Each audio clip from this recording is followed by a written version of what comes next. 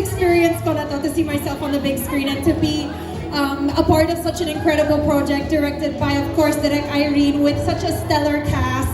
I'm so kilig, not only sa kwento ng story mismo, but also to be involved in this project. So, very, very proud to be here. Thank you, Ate Kat. Kat,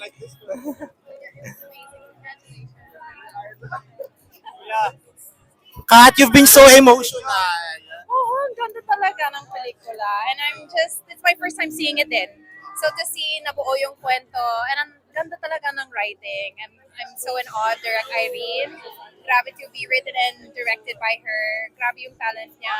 And it's such a beautiful love story to be seen portrayed in Philippine cinema. And I hope people really resonate with it also. Ano masasabi mo sa acting mo? Grabe ka, Kat. Hindi ko alam kung pwede ako comment sa acting ko, but I'm very grateful for the opportunity and it's such a learning experience for me and wala lang, grateful lang ako for the trust of Direk and also the rest of the cast and the producers to be considered for this role. O ano masasabi mo sa mga comments ngayon? Ang dami ng positive comments sa acting mo. What do you wanna say? Oh, thank you po! Talagang first kong trying at acting, so I'm really appreciative of any comments.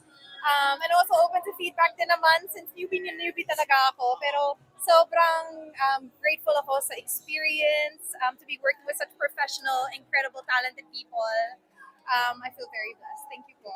Ano masasabi mo sa mga bashers, if ever meron? Eh di okay lang, hindi naman ako artista.